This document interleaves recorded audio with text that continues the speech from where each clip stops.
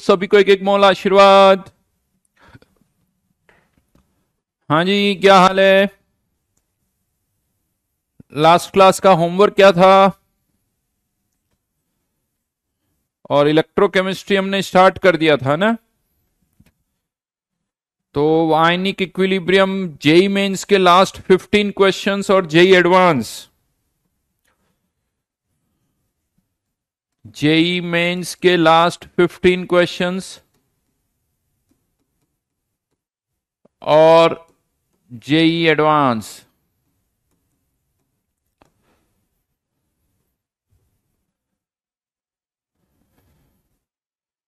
थोड़ा नीचे, ऊपर, उल्टा, रिवर्स,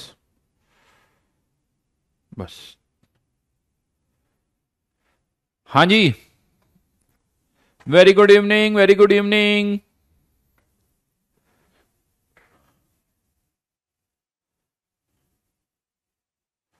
तो लास्ट क्लास में हमने ये डिस्कस कर लिया था कि एक गैल्वेनिक सेल कैसे करंट प्रोड्यूस करता है, ठीक है ना। वो हमने लास्ट क्लास में डिस्कस कर लिया था। तो जल्दी से पहले डिस्कशन कर लेते हैं जेई एडवांस का। नैतिक पूछा जेई का फॉर्म कब डालता है? बेटा पता चल जाएगा, सब जगह दिख जाता है। जेई मेंस के क्वेश्चन तो बहुत आसान है। किए हैं जेई मेंस वाले क्वेश्चन? केनिका कहना जेई मेन के क्वेश्चंस बहुत आसान है। और बताओ जल्दी जल्दी से जेई मेंस जेई एडवांस के बारे में, एक्सरसाइज के बारे में फटाफट अपने व्यूज, अपने कमेंट्स, कैसा लगा, कितने क्वेश्चन हुए, कितने नहीं हुए। Very good evening, but good evening good afternoon हो गया सब। क्वेश्चंस पर बात कर, तो बताओ जल्दी से।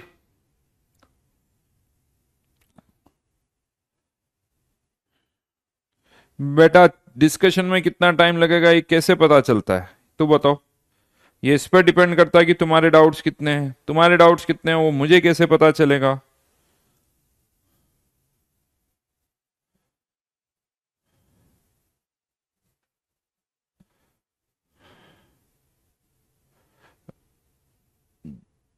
सत्यम का कहना है 60% बन गए। जेई मेंस में सॉल्विटी क्वेश्चन बहुत सारे हैं। भार्गव जेई मेंस में सिर्फ एक नहीं बना। आकृति जेई मेंस कंप्लीट हो गई, एडवांस के बाकी है कुछ। जेई मेंस में नाम तनय, जेई मेंस में सिर्फ कैलकुलेशन हेडेक था। Recent questions was good. Naitika कहना JEE Mains difficulty but question करते करते आसान हो गई। चलो अच्छी बात है। दो तीन क्वेश्चन नहीं बने कि नहीं, जेई एडवांस में लास्ट चार पांच के अलावा सब बन गए। तो एक काम करते हैं, पहले तो जेई एडवांस के कुछ क्वेश्चंस, क्योंकि जेई एडवांस लास्ट टाइम पे भी दे रखा था। तो जेई एडवांस पर आते हैं। जेई एडवांस में कुछ तो डिस्कस कर चुका हूं मैं, है ना। मुझे लगता है 23 तक तो हम डिस्कस कर चुके हैं जेई एडवांस के।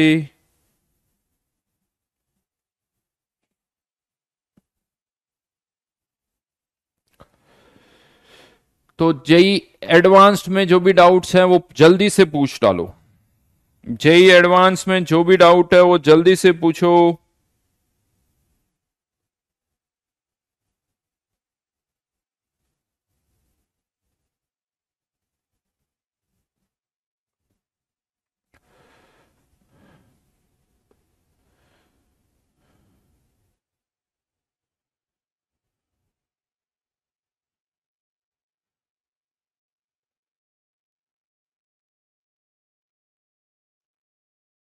बोलो जल्दी से। हाँ, क्वेश्चन नंबर लास्ट के तीनों ही नहीं हुए।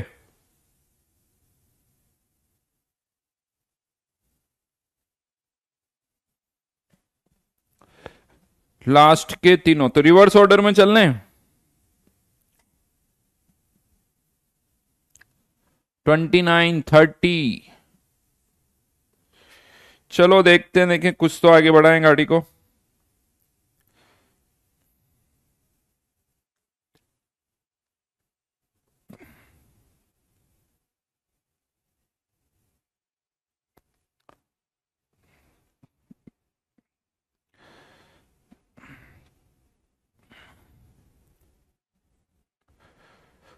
क्वेश्चन नंबर 30 आई थिंक केवल फॉर्मूला लगाना आप लोगों को। क्वेश्चन नंबर 30 में डायरेक्ट फॉर्मूला लगाना है, K S P equal to 1 plus H plus upon K. दो अलग अलग पीएच पर सॉल्युबिलिटी का रेशियो दे रखा है, दो अलग अलग पीएच पर सॉल्युबिलिटी दे रखी है, रेशियो ले लो, केएसपी की टर्म कैंसिल आउट हो जाएगी, एस आ जाएगा। और ये डाउट है तो यार क्या कहूं अब मैं, हैं? अगर ये डाउट है तो बड़ा अजीब सा है। 29 लास्ट में बताऊंगा, उससे पहले 28। भार्गव यार 30th तो बहुत आसान है। Question number 28, NaOH, Na2CO3, NaHCO3 और H2CO3, इन सब के 0.01 मोल्स को मिक्स किया। देखो मैं आपको बता दूं, जेई की हिस्ट्री में पहली बार Na2CO3, NaHCO3 इस तरह के क्वेश्चंस आए हैं, बाकी नहीं आते थे पहले, कभी बाकी नहीं आते थे। पहली बार ऐसा हुआ है कि Na2CO3 और इस टाइप के क्वेश्चंस आए हैं जहां पर एम्फीप्रोटिक के फॉर्म में लग रहे हैं या इस तरह का बफर बन रहा है। बिल्कुल। अब बताओ यहां कौन रिएक्ट करेगा, यहां कौन रिएक्ट करेगा? क्या ये चारों एक साथ एग्जिस्ट कर सकते हैं? क्या ये चारों एक साथ एग्जिस्ट कर सकते हैं? जल्दी से रिप्लाई करो। या इनमें से किसी के बीच में रिएक्शन होगी? अगर रिएक्शन होगी तो कौन रिएक्ट करेगा? कौन रिएक्ट करेगा? इन चारों में से किसके बीच में रिएक्शन होगी या नहीं होगी?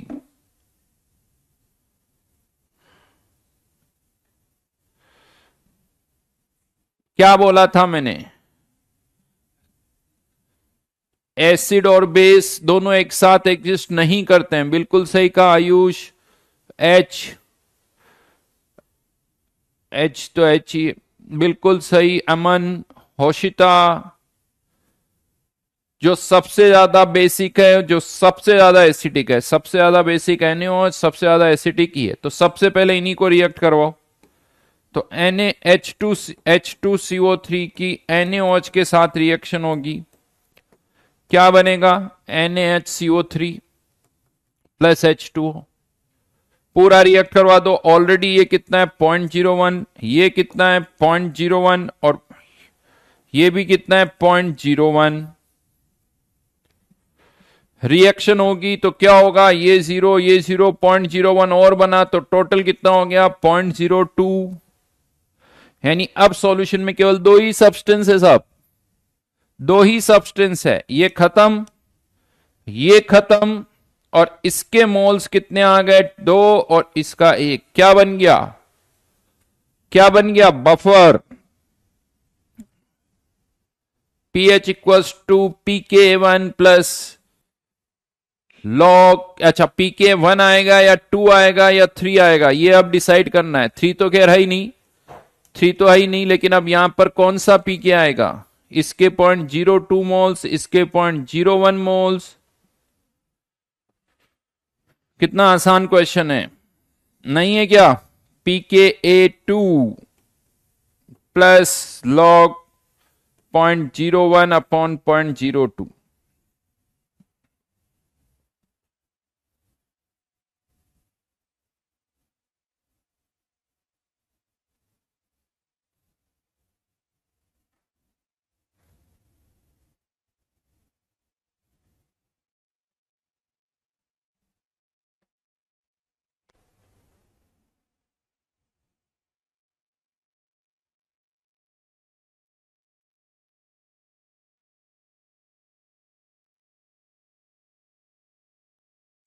बोलिए कहां प्रॉब्लम है?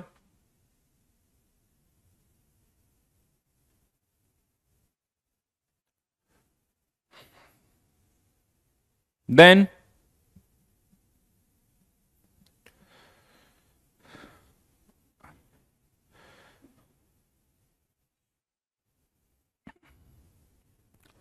क्वेश्चन नंबर 27 मुझे लगता है शीट में भी हमने कहीं किया है, शीट में कहीं क्वेश्चन है ये 27 है या नहीं है?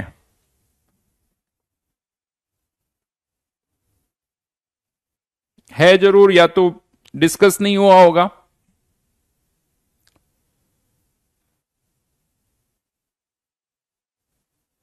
सप्तांशु कह रहा है सर सेलेक्टिवली रिएक्ट क्यों करवाया? बेटा सेलेक्टिवली रिएक्ट होते हैं और सेलेक्टिवली कुछ नहीं कर रहा है। जो ज्यादा एसिडिक है और जो ज्यादा बेसिक है वही पहले रिएक्ट करता है।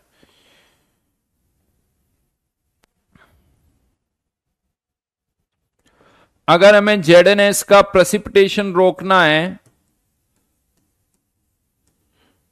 जिसमें जिंक आयन की कंसंट्रेशन कितनी 0.05, केएसपी है 1.25 इंटू 10 की पावर -22, तो सल्फाइड आयन कंसंट्रेशन इससे कम ही होनी चाहिए, 0.05 0.0 इससे कम होनी चाहिए। तो लिमिटिंग केस में इसके बराबर होनी चाहिए। अब इतनी सल्फाइड आयन कंसंट्रेशन चाहिए, इससे ज्यादा नहीं होनी चाहिए। सल्फाइड आयन कंसंट्रेशन अगर इससे ज्यादा नहीं होनी चाहिए तो कैसे सल्फाइड आयन कंसंट्रेशन को कम करें?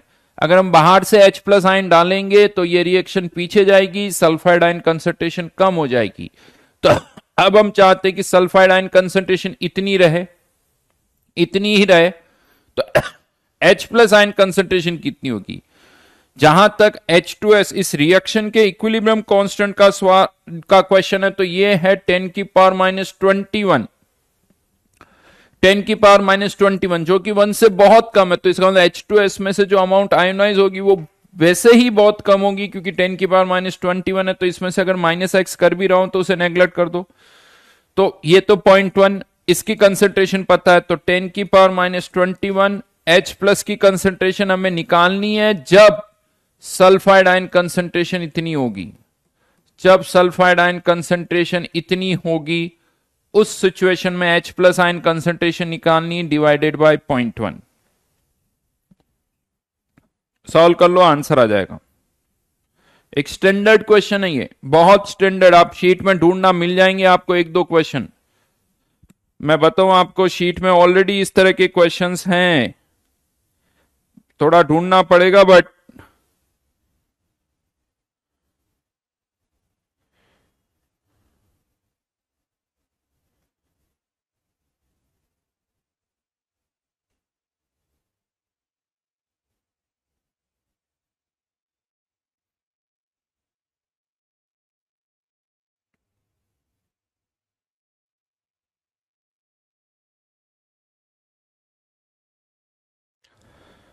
Question number 9 exercise 2 sorry H2 का क्वेश्चन नंबर 9 यही है। सेम क्वेश्चन है H2 का क्वेश्चन नंबर 9। उसमें एक नहीं 2 आयन है, तो उसमें पूछा था कि एक प्रेसिपिटेट हो जाए और एक ना हो, एक प्रेसिपिटेट हो जाए और एक ना हो। अगर मुझे इसको प्रेसिपिटेट करना है तो H+ आयन कंसंट्रेशन इससे कम चाहिए, प्रेसिपिटेट नहीं करना है तो H+ आयन कंसंट्रेशन इससे ज्यादा चाहिए। देखो क्वेश्चन सारे यूनिक है, आपको हर क्वेश्चन को टाइम देना पड़ेगा। जेई एडवांस के क्वेश्चन है, देखो ऐसा नहीं है आप सोचो जेई एडवांस में 33% आने पर 10,000 रैंक आ जाती है। 3 में से एक क्वेश्चन करना होता है, 3 में से एक क्वेश्चन करना होता है, आप सोचो। तो ऐसा नहीं कि जेई एडवांस के क्वेश्चन देखते ही हो जाएंगे, टाइम लगता है। कुछ देखे हुए क्वेश्चन आ जाते हैं, जैसे इस तरह का है। क्वेश्चन नंबर 26 में ग्राफ को रीड करना पड़ेगा, ग्राफ को रीड करना पड़ेगा। ये क्वेश्चन थोड़ा सा ट्रिकी है। यहां पर इस ग्राफ को अगर हम केयरफुली देखें तो ये 6 ml पर वर्टिकल लाइन आ रही है, 6 ml पर वर्टिकल लाइन आ रही है, मतलब 6 ml इक्विवेलेंस पॉइंट हो गया, 6 ml इक्विवेलेंस पॉइंट हो गया। तो किसको टाइट्रेट कर रहे हैं हम? वीक बेस को, BOH प्लस कोई स्ट्रॉन्ग एसिड HA, बनेगा क्या? Ba plus H2O। तो एग्जैक्टली मिड पॉइंट पे यानी 3 ml पर, यहां पर अगर आप इस ग्राफ को ढंग से देखो तो 3 ml पर 3 ml की pH दे रखी है। देखो 6 ml पर तो वर्टिकल लाइन है, 6 ml की पीएच का डेटा नहीं पता, लेकिन 3 ml पर पीएच अगर आप देखोगे तो वो 11 है, और एग्जैक्ट इक्विवेलेंस पॉइंट के आधा ml डालोगे, मतलब क्या हो गया, ये इक्विवेलेंस पॉइंट तो ये half of the equivalence point, और half of the equivalence point पर क्या होता है, इसमें से आधा रिएक्ट कर जाएगा, इसका आधा बनेगा, बफर बन जाएगा, और उस बफर की पीओएच, क्योंकि ये बेसिक बफर है बीओएच और इसका, तो pOH equals to p K b, और half of the equivalence point पर, half of the equivalence point पर पीएच कितनी है 11, तो पीओएच कितनी है 3। कुछ गड़बड़ कर दी क्या मैंने, ऐसा कुछ लग रहा है।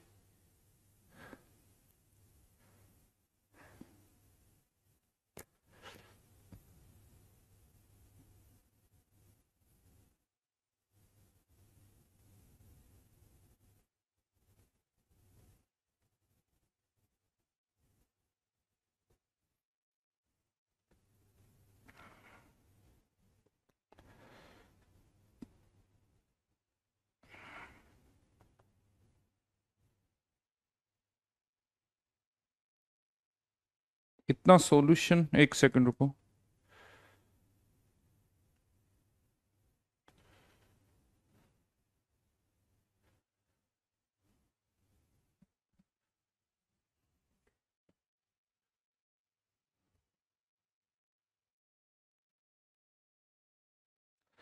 आंसर 3 आना चाहिए मेरे को, 6 यहां पर 3.3 दिखाई दे रहा है। I have to check, but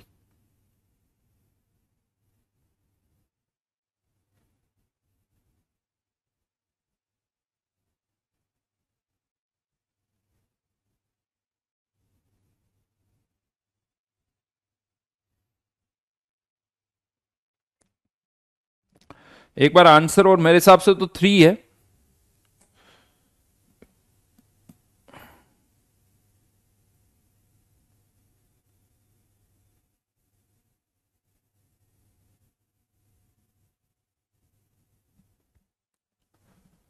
क्या दे रखा आंसर, क्या दे रखा है, 3 है ना।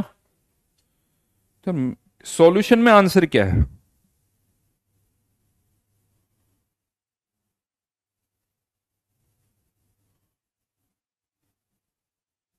तो 3 करना है इसका सही, और इतना ही करना, और इससे सॉल्यूशन में कुछ गड़बड़ लग रही मेरे को। हाँ तो वो गलत है। चलो और आगे बढ़ो। डन।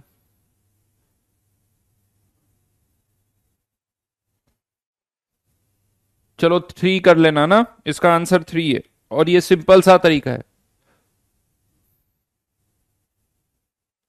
आंसर 3 कर देना, तरीका बता दिया मैंने।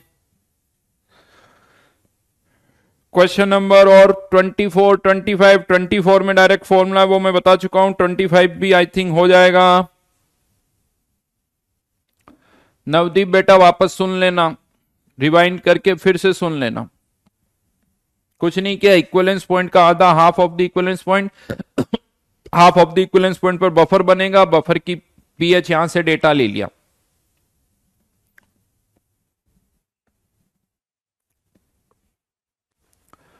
चलो तो अब जेई मेंस,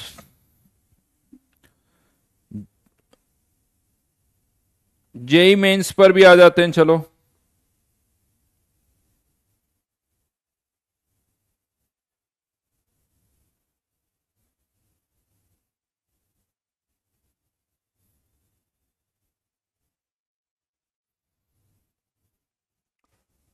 जेई मेंस में लास्ट के 15 क्वेश्चंस दिए थे ना मैंने।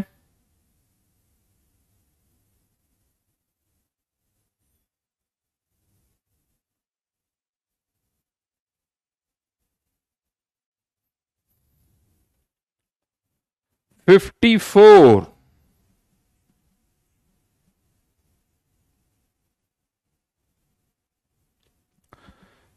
क्वेश्चन नंबर,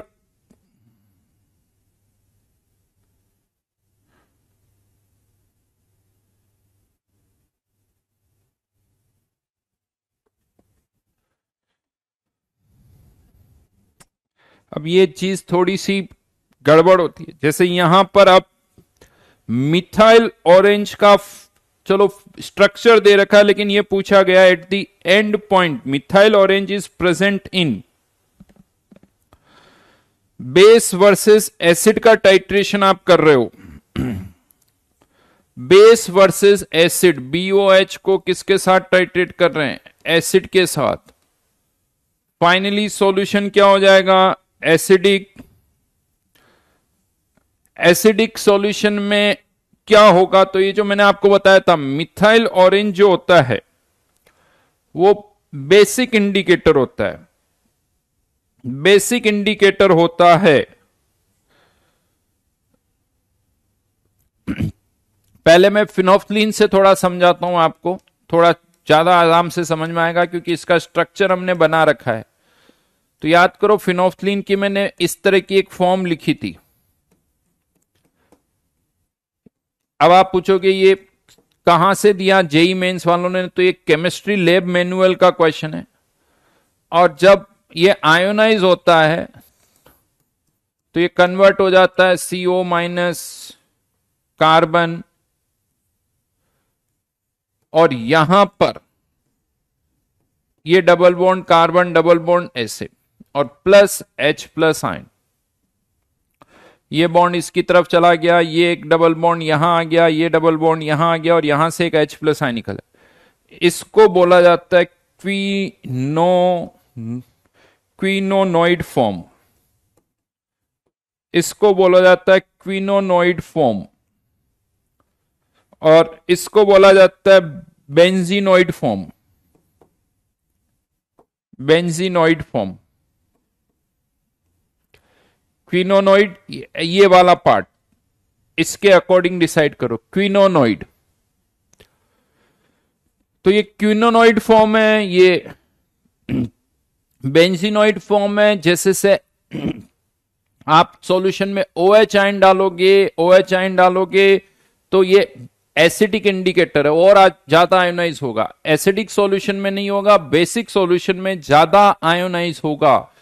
तो बेसिक सॉल्यूशन में ये किस फॉर्म में रहेगा? आयंस की फॉर्म में। बेसिक सॉल्यूशन में ये किस फॉर्म में रहेगा? आयंस की फॉर्म में। देखो, बिना स्ट्रक्चर के कैसे करना हो थोड़ा सा हिंट दे रहा हूं मैं आपको, क्योंकि ये एसिडिक इंडिकेटर है तो बेसिक सॉल्यूशन में ये आयंस की फॉर्म में रहेगा, और आयंस की फॉर्म मतलब एक तरह से क्विनोनॉइड फॉर्म।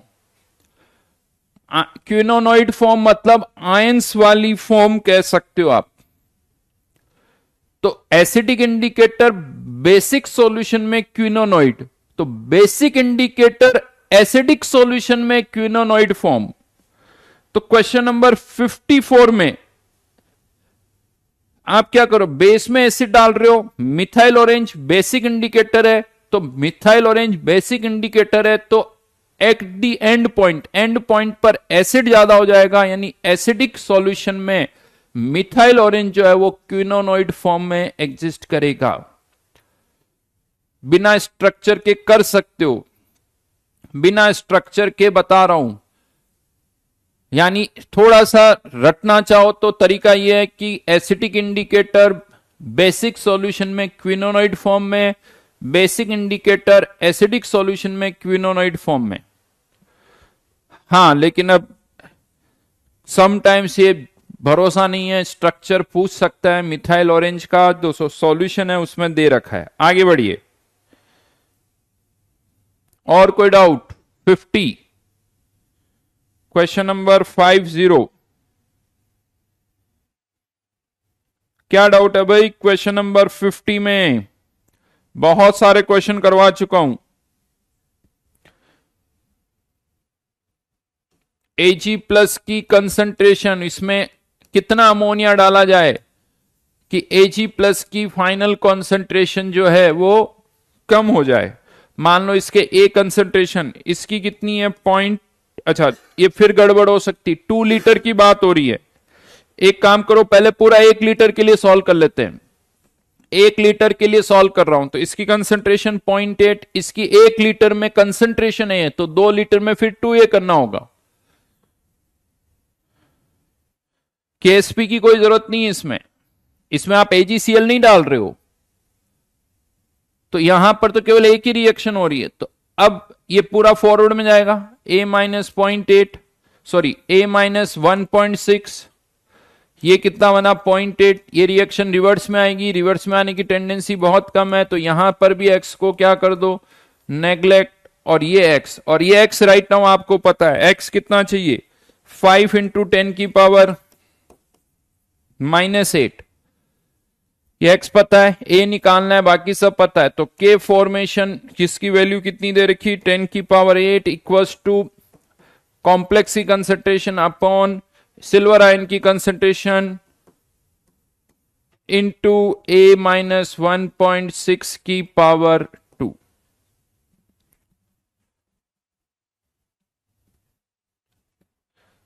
सॉल्व कर लेना, आंसर आ जाएगा।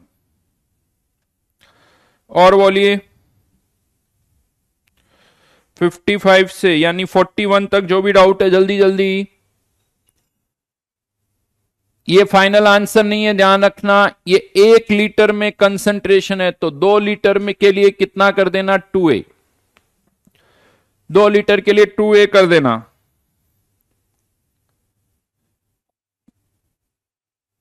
क्वेश्चन नंबर 49, अब आप देखो क्वेश्चन नंबर 49, जेई मेंस में भी ऐसे क्वेश्चन आ जाते हैं, जेई मेंस में भी ऐसे क्वेश्चन आ जाते हैं, क्योंकि उन्हें पता है जिसको फॉर्मूला याद है वो कर लेगा।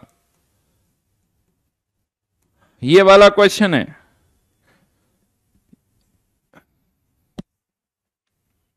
Forty nine, answer direct, formula लगाओ।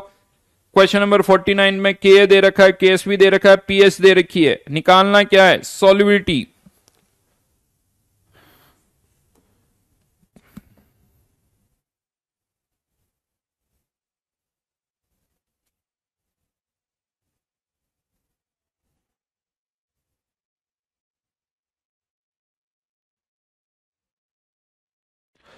किसी मेरे हिसाब से क्वेश्चन नंबर 48 में लेड नाइट्रेट, लेड नाइट्रेट, हमें लेड से मतलब है, चलो पूरा ही फॉर्म, पहले लेड नाइट्रेट, और lead nitrate PbNO3 all twice, इसकी कंसंट्रेशन है 0.15 m, वॉल्यूम है 35 ml, इसको मिक्स किया 20 ml 0.12 m क्रोमिक सल्फेट, मतलब Cr2SO4 होल थ्राइस।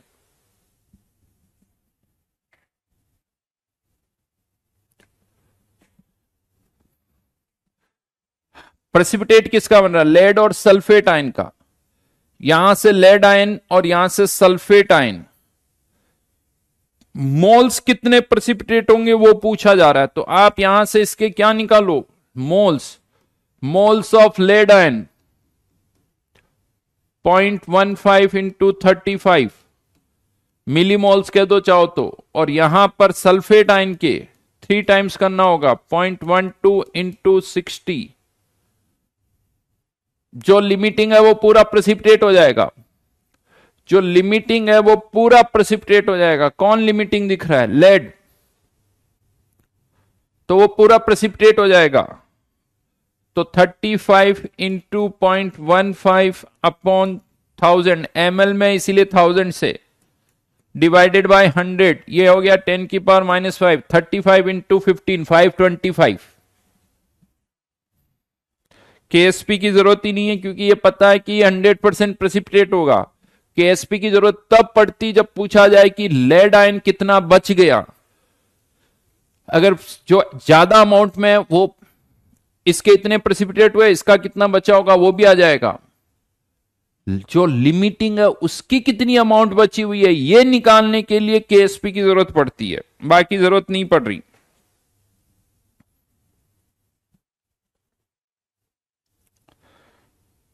और बोलिए क्वेश्चन नंबर, जल्दी जल्दी,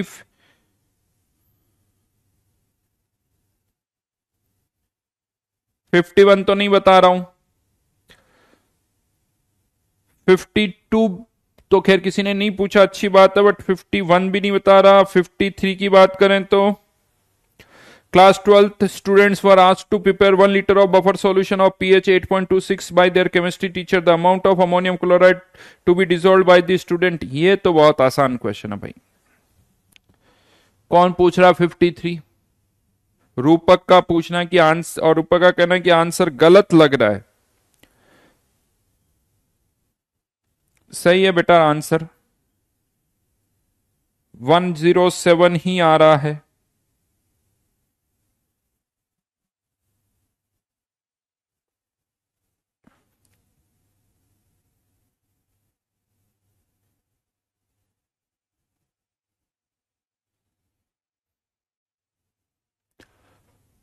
फोर्टी थ्री।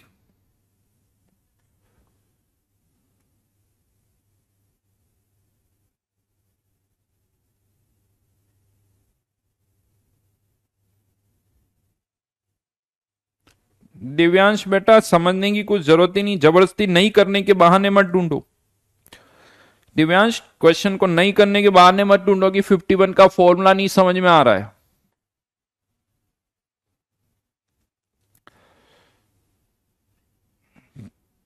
क्वेश्चन नंबर 43 में सॉल्युबिलिटी दे रखी कैडमियम हाइड्रोक्साइड की, तो इससे पहले आप इसकी सॉल्युबिलिटी पता है 1.84 इंटू 10 की पावर -5। इससे आप इसका केएसपी निकाल सकते हो 4s क्यूब। और अब हमें कहा जा रहा है कि इस कैडमियम हाइड्रोक्साइड की सॉल्युबिलिटी बतानी है इन्हें बफर सॉल्यूशन जिसकी पीएच दे रखी है 12।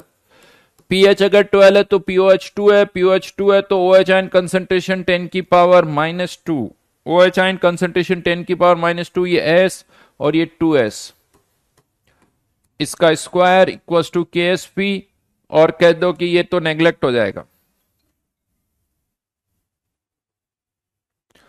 मेरे हिसाब से जितने क्वेश्चन दिए थे हो गए हैं।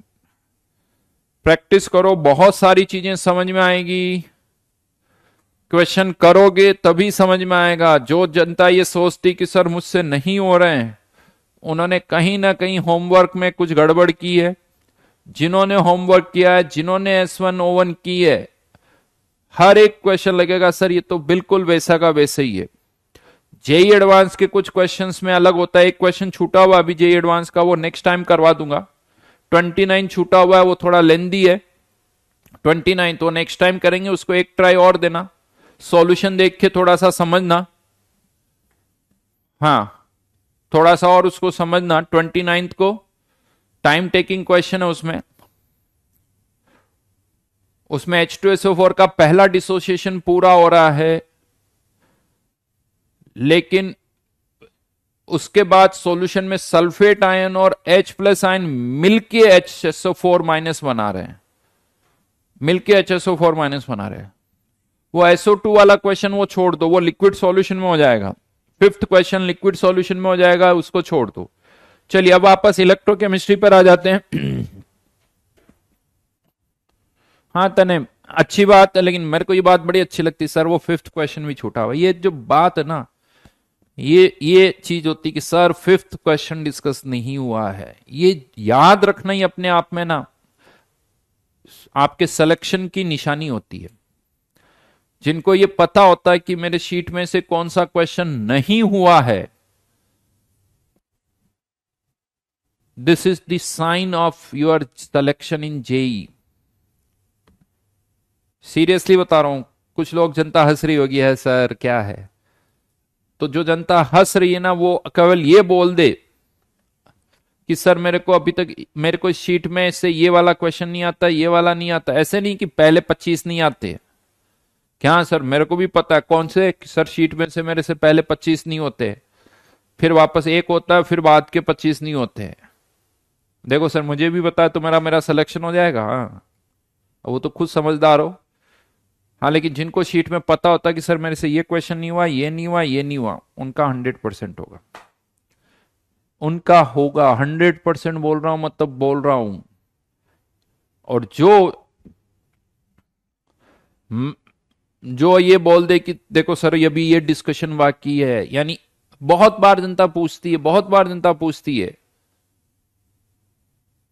कि मतलब जनता और आप लोगों में भी बड़ी क्यूरियोसिटी रहती ना कि सर ये टॉपर्स में क्या होता है, ऐसा टॉपर्स में ऐसा क्या होता है सर, कैसे मतलब क्या, कैसे इंडिकेशन मिलता है कि इसका सिलेक्शन हो जाएगा। तो देखो इफ्स एंड बट्स तो लगे रहते हैं, लेकिन कुछ जगह पर तो पता होता है, और ये उनकी निशानी है, ये टॉपर्स की निशानी है कि सर आपने ये क्वेश्चन डिस्कस नहीं किया, आपने ये क्वेश्चन नहीं बताया, ये क्वेश्चन छोड़ रखा है, ये डिस्कस करो। जो डिस्कशन में इन्वॉल्व होता है, जो डिस्कशन करना चाहता है, जो छूटे हुए क्वेश्चन करना चाहता है, उनका सिलेक्शन होके रहता है, उनका सिलेक्शन होता है, अच्छी रैंक के साथ भी होता है। हाँ बस, तो अब ये सोच लो, बहुत सारी जनता सोच रही होगी आज के बाद सर बस यही याद करूंगा, कॉन्सेप्ट याद करूं ना करूं, कुछ करूं ना करूं, मेरा क्वेश्चन नंबर 2 नहीं हुआ, मेरा क्वेश्चन नंबर 5 नहीं हुआ। एक दिन लिस्ट बनाऊंगा कि ये सारे क्वेश्चन नहीं हुए और बैठ के रटूंगा डेली रात को, अच्छा सर आज इस शीट में से मेरा 2, 3, 4, 5, 6, 7, 13, 14, 15 ये नहीं हुए है ना, ऐसे सोच रही होगी कुछ जनता। तो महान है वो, महान नहीं।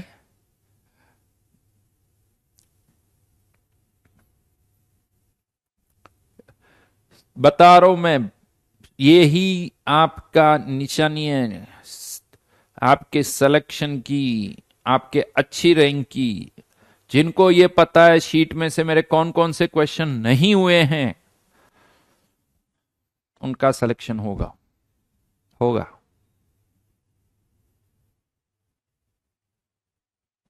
बड़ा अजीब सा नहीं सर, ये क्या बात होगी, जो नहीं हुए उनका पता है, हुए जो हो गए, हुए जो हो गए।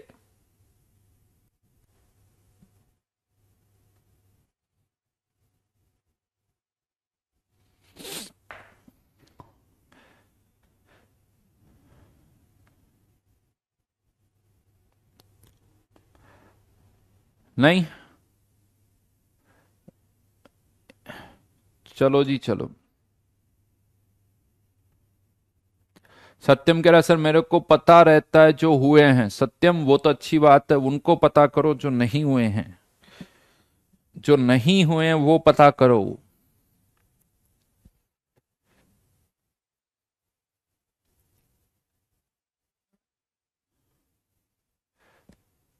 वो कहते हैं ना कि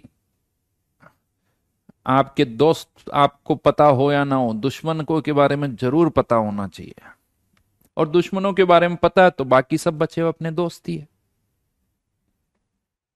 दुश्मनों के बारे में पता है तो बाकी सारे अपने दोस्त हैं।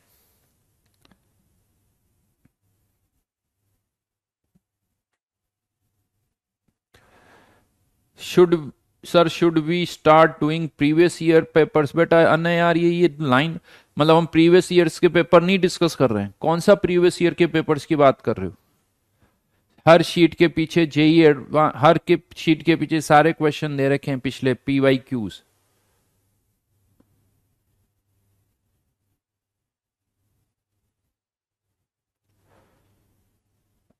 आयुष कह रहा सर मैं तो खुद का दुश्मन हूं। अभी छोड़ो यार, लेक्चरबाजी बहुत हो जाएगी।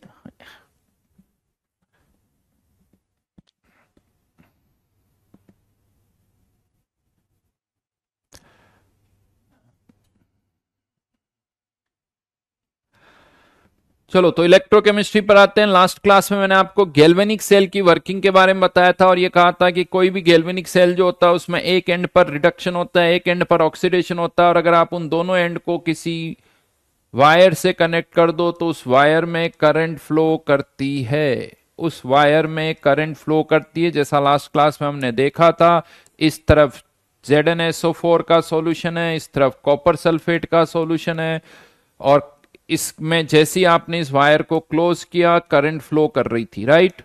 इस एंड को हमने कहा एनोड, क्योंकि यहां हो रहा था ऑक्सीडेशन, इसको कहा गया कैथोड। कुछ टर्मिनोलॉजी है वो मैं यहां पर आपको बता दूं। इलेक्ट्रॉन्स कहां से कहां फ्लो करते हैं, तो फ्लो ऑफ इलेक्ट्रॉन्स, तो गैल्वेनिक सेल में इलेक्ट्रॉन का फ्लो कहां से कहां होता है, anode to cathode, anode to cathode, right.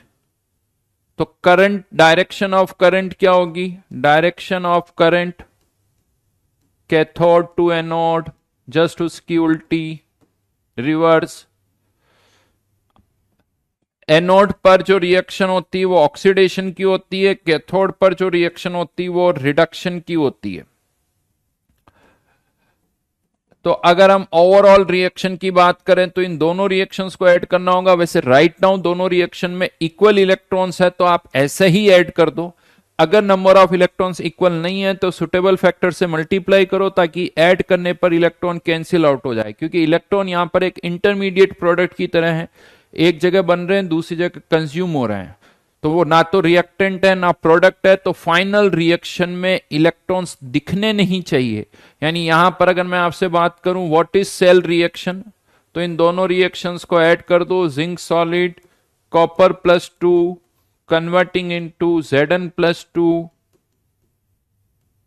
Plus copper, इसे हम कहते हैं सेल रिएक्शन। और ये आप कह सकते हो कोई भी जो सेल रिएक्शन होगी it must be a redox reaction, यानी वो नॉन रिडॉक्स रिएक्शन नहीं हो सकती। तो एक दो पॉइंट्स है इससे related. A cell reaction must be a redox reaction,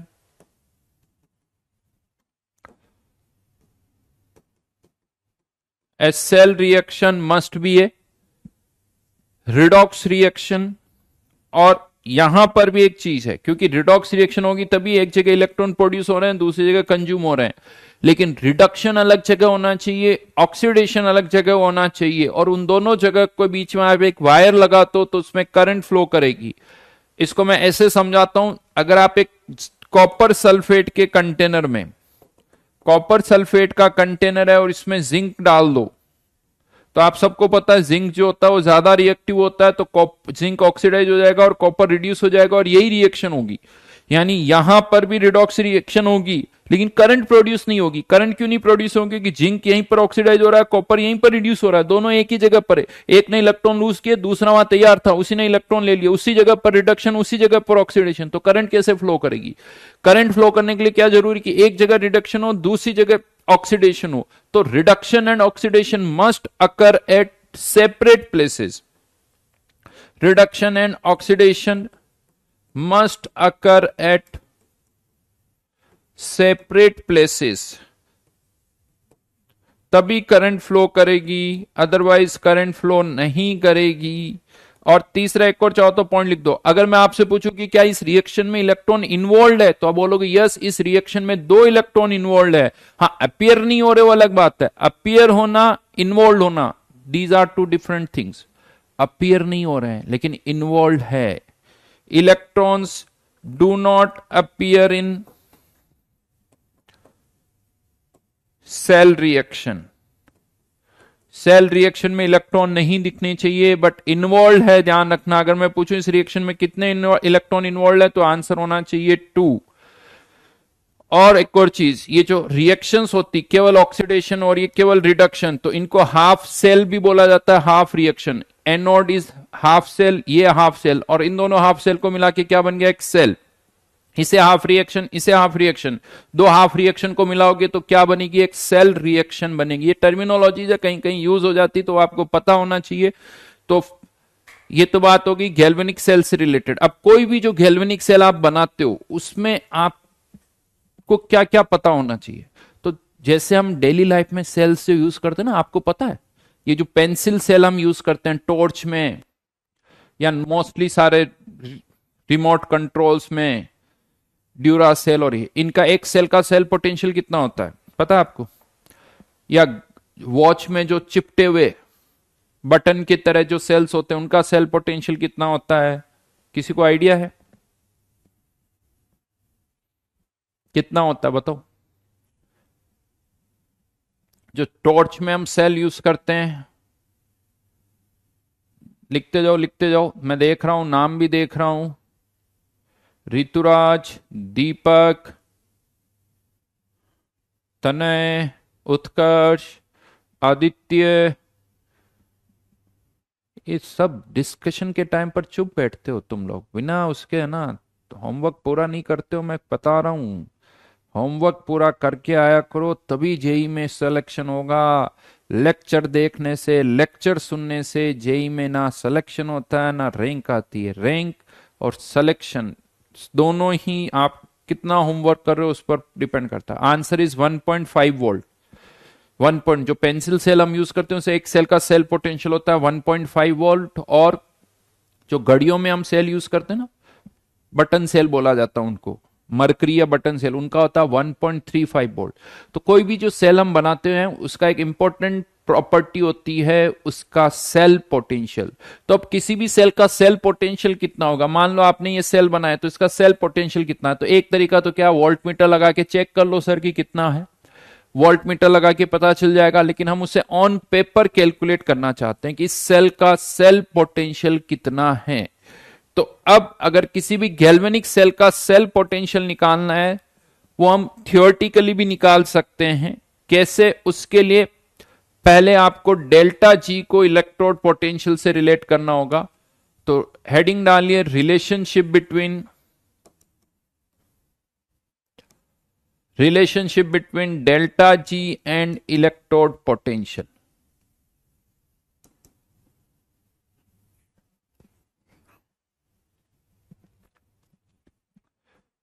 sorry, equilibrium constant नहीं, इलेक्ट्रोड पोटेंशियल। थर्मोडायनेमिक्स में याद करो, मैंने आप लोगों को बताया था डिक्रीज इन गिव्स energy equals to work non PV work done by the system. ये थर्मोडायनेमिक्स में हम लिख चुके हैं, कर चुके हैं।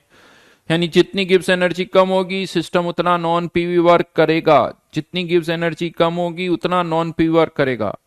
इलेक्ट्रिक वर्क क्या है, इलेक्ट्रिक वर्क एक नॉन पीवी वर्क है। जो सेल्स और बैटरीज वर्क कर रहे हैं वो इलेक्ट्रिक वर्क है। ह्यूमन बॉडी में भी इलेक्ट्रिक वर्क होता है। इलेक्ट्रिकल सेंसेस ब्रेन तक जाते हैं, ब्रेन से वापस आते हैं, वो भी एक तरह का नॉन पीवी वर्क है।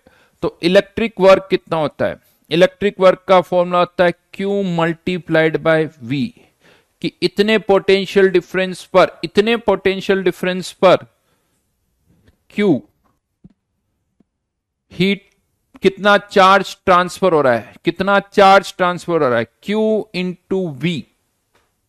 अब यहां पर केमिस्ट्री में हम पोटेंशियल डिफरेंस को किससे रिप्रेजेंट करते हैं, E से। पोटेंशियल डिफरेंस को तो हम किससे रिप्रेजेंट करते हैं, E से। और चार्ज कितना ट्रांसफर होगा, चार्ज कितना ट्रांसफर होगा अगर आपको फिजिक्स में पूछा जाए तो करंट मल्टीप्लाइड बाय टाइम, कि इतने एम्पियर की करंट इतने टाइम तक पास हो रही है तो इतना चार्ज ट्रांसफर होगा, इतना चार्ज ट्रांसफर होगा। लेकिन ये फिजिक्स में आप यूज करते हो, केमिस्ट्री में कितना चार्ज ट्रांसफर होगा ये नंबर ऑफ इलेक्ट्रॉन से निकालेंगे। अगर मैं आपसे कहूं कि 1 मोल इलेक्ट्रॉन पर कितना चार्ज है, चार्ज ऑन 1 मोल इलेक्ट्रॉन, तो एक इलेक्ट्रॉन पर चार्ज 1.6 इंटू 10 की पावर माइनस 19 कूलम्स, तो 1 मोल इलेक्ट्रॉन पर इंटू एवोगैड्रो नंबर। अगर एवोगैड्रो नंबर से इसको मल्टीप्लाई किया जाए तो नियरली ये वैल्यू आती 96,500 कूलम्स।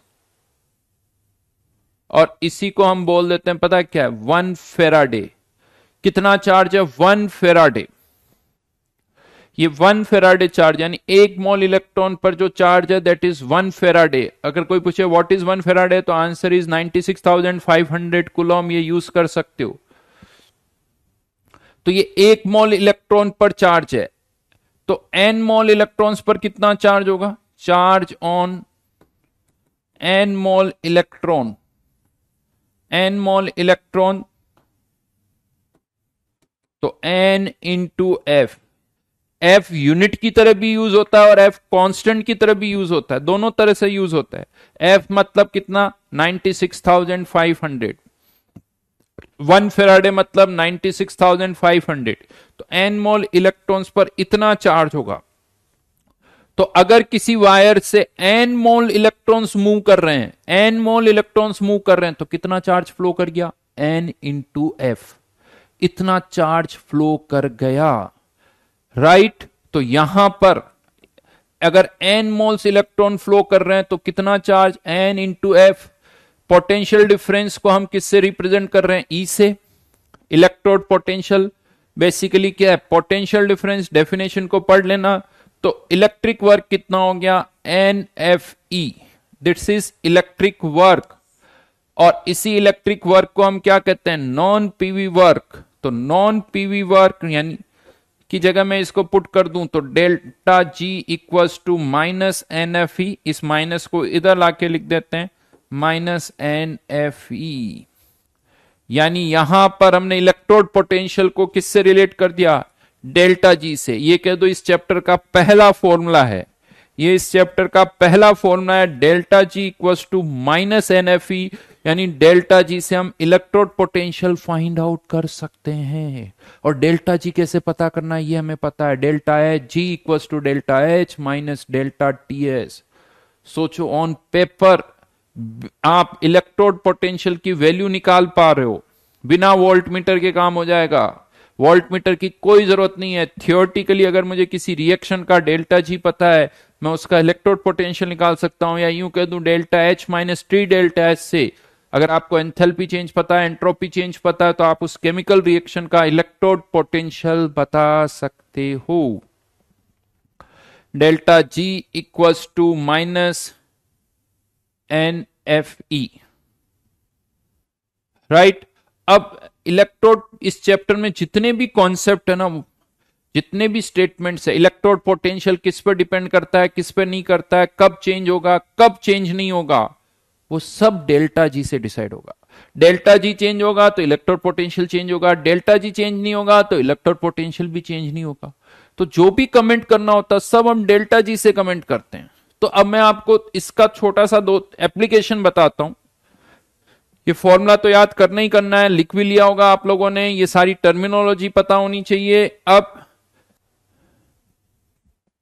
तो यहां पर कुछ पॉइंट्स हैं, जैसे एक क्वेश्चन आता है कि अगर आप किसी रिएक्शन को, ये कोई रिएक्शन है और इसको मैं 2 से मल्टीप्लाई कर देता हूं, 2 से मल्टीप्लाई कर देता हूं,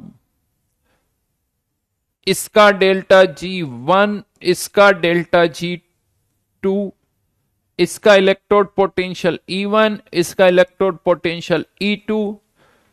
तो E1 E2 delta G delta G1 delta G2 में क्या रिलेशन होगा। तो ये सबको पता है कि अगर किसी भी केमिकल रिएक्शन को अगर आप किसी फैक्टर से मल्टीप्लाई करते हो तो डेल्टा जी भी उसी फैक्टर से मल्टीप्लाई हो जाता है। 1 मोल का डेल्टा जी x तो 2 मोल का 2x उसी फैक्टर से मल्टीप्लाई हो जाएगा। Delta G, delta H, delta S, ये सब अमाउंट पर डिपेंड करते हैं। ये 1 मोल की बजाय 2 मोल है तो 2 से कर दो, 3 है तो 3 से कर दो। तो ये तो बहुत क्लियर है कि रिएक्शन को अगर 2 से मल्टीप्लाई करूंगा तो डेल्टा जी भी मल्टीप्लाई होगा, यानी delta G2 equals to 2 times delta G1। यहां पर गड़बड़ लिखा हुआ है, 4 इलेक्ट्रॉन करना पड़ेगा। हाँ,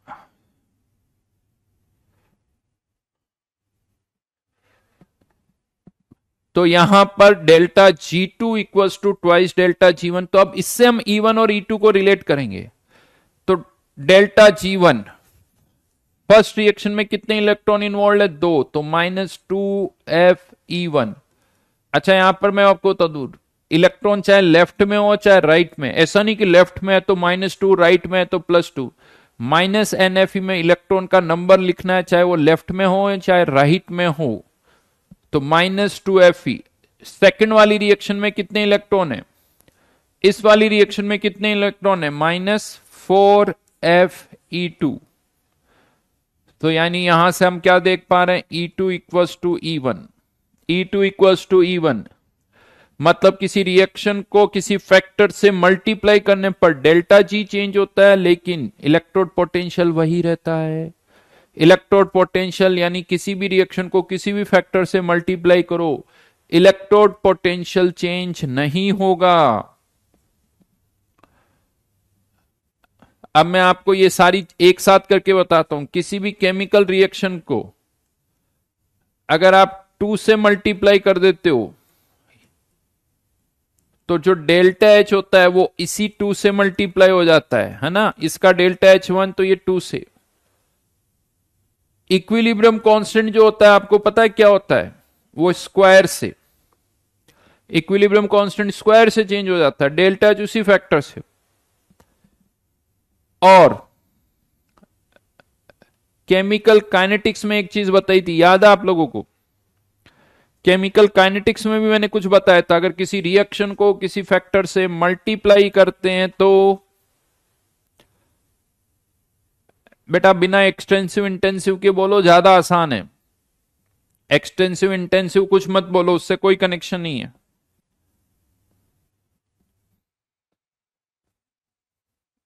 हाँ स्वपन, वेरी गुड। कौन सा के आधा होता है? ग्रंथ। कौन सा के? स्वपन ने सही लिखा है। Rate constant with respect to reaction, delta H multiply हो रहा है, के पावर से चेंज हो रहा है, rate constant with respect to reaction divide हो रहा है, लेकिन इलेक्ट्रोड को पोटेंशियल में कोई चेंज नहीं हो रहा है।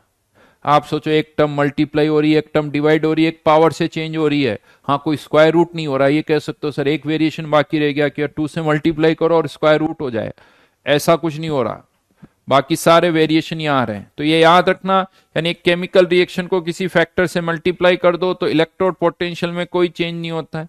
हाँ बट क्वेश्चन आता है केमिकल रिएक्शन को रिवर्स करके लिखने पर, रिवर्स करके लिखने पर क्या होगा? अगर ऑन पेपर आपने इस रिएक्शन, ये पहले delta G1 E1 delta G2 E2, तो यहां पर आप सबको पता है रिएक्शन को अगर रिवर्स करके लिख दिया तो डेल्टा जी का साइन तो चेंज होगा, क्योंकि स्टेट फंक्शन है ए से बी प्लस तो बी से ए माइनस, ए से बी प्लस तो बी से ए माइनस, डेल्टा G2 -2 FE2, यहां ऑलरेडी माइनस है और फिर -2 FE1, तो E2 इक्वल्स टू -E1। मतलब किसी भी केमिकल रिएक्शन को अगर आप रिवर्स करके लिख लोगे तो उसका इलेक्ट्रोड पोटेंशियल का साइन बदलेगा, वैसा का वैसा नहीं रहेगा, क्योंकि एक तरह से रिडक्शन का ऑक्सीडेशन हो गया, यू मान लो। यहां ऑक्सीडेशन हो रहा था, यहां रिडक्शन हो रहा है, तो इलेक्ट्रोड पोटेंशियल का साइन जो है वो बदल जाएगा। अगर ये प्लस है तो ये माइनस हो जाएगा, ये माइनस है तो ये प्लस हो जाएगा। ये छोटी छोटी बातें जो आपको याद रखनी होगी ताकि आगे हम इनको यूज कर सके। And then the third point, लिख रहे हो ना फटाफट फटाफट?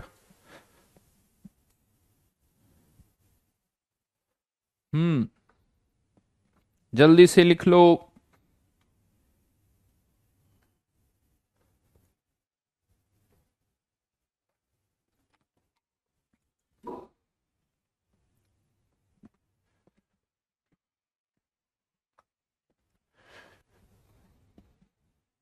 डन, आगे बढ़े।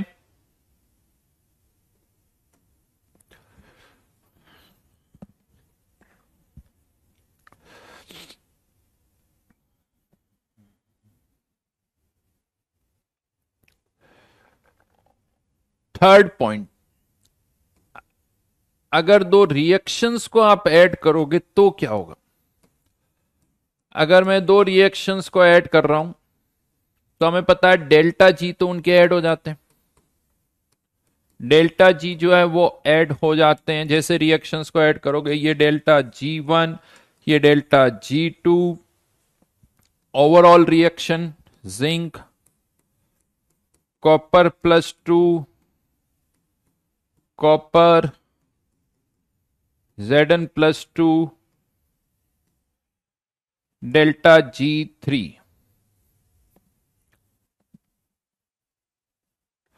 तो delta G3 equals to delta G1 plus delta G2।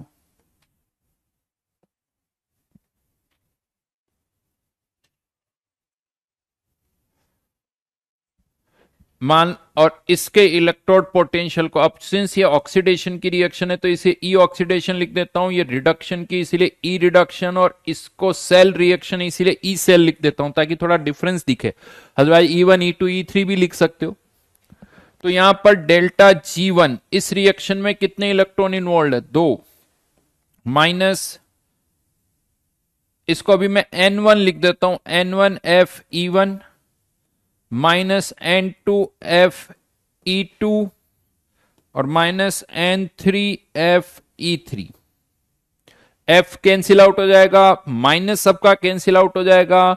और अगर आपको एक सेल रिएक्शन चाहिए, सुनो मेरी बात, तो सेल रिएक्शन के लिए क्या कहा था, इसमें इलेक्ट्रॉन अपीयर नहीं होना चाहिए। तो जब भी दो रिएक्शन को ऐड करोगे, इन दोनों रिएक्शन में इलेक्ट्रॉन्स बराबर होना चाहिए। N1 की वैल्यू N2 के बराबर होनी चाहिए, तभी वो डिसअपियर होंगे। तो यानी N1 हमेशा N2 के बराबर होगा और उतने ही इलेक्ट्रॉन फाइनल रिएक्शन में इन्वॉल्व होंगे।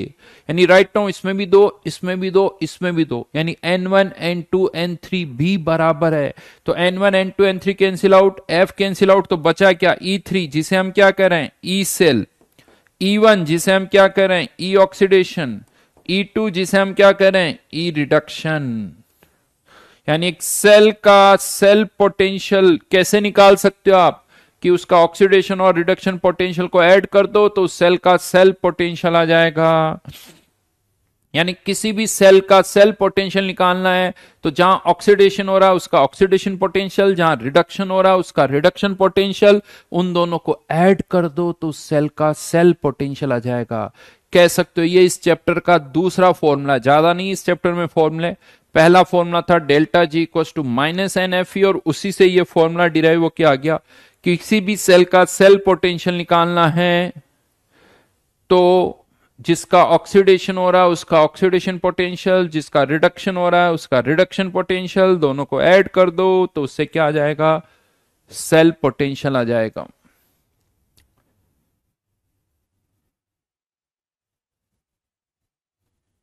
ग्रंथ के असर N3 में इलेक्ट्रॉन्स काट कितने इन्वॉल्व है, वो जो भी कैंसिल आउट कर रहे हो बेटा, आप सोचो इस रिएक्शन में कितने इलेक्ट्रॉन इन्वॉल्व है। जिंक, जिंक से +2 में जाएगा, मतलब जिंक 2 इलेक्ट्रॉन लूज कर रहा है और उन्हीं 2 इलेक्ट्रॉन को कॉपर गेन कर रहा है। जिंक 2 इलेक्ट्रॉन लूज कर रहा है, उन्हीं को 2 इलेक्ट्रॉन को कॉपर गेन कर रहा है। तो इसका मतलब इस रिएक्शन में कितने इलेक्ट्रॉन इन्वॉल्व है, 2 इलेक्ट्रॉन इन्वॉल्व है। तो फाइनली हमारे पास एक फॉर्मूला आ गया, और सीधी सी बात है, जहां जिसका ऑक्सीडेशन पोटेंशियल ज्यादा होगा, जिसका जहां ऑक्सीडेशन और रिडक्शन पोटेंशियल ज्यादा होगा, उस सेल का सेल पोटेंशियल भी ज्यादा होगा। अब यहीं पर एक छोटी सी चीज मैं आपको बता दूं, एक सेल जो होता है, एक सेल हमेशा अपने आप करंट देता है। जैसे ही आप सेल से वायर कनेक्ट करते हो, सेल से वायर को कनेक्ट करते हो, वायर में करंट फ्लो करने लगती है, यानी सेल के अंदर जो रिएक्शन होती है वो अपने आप होती है। तो galvanic cell reaction, a galvanic cell reaction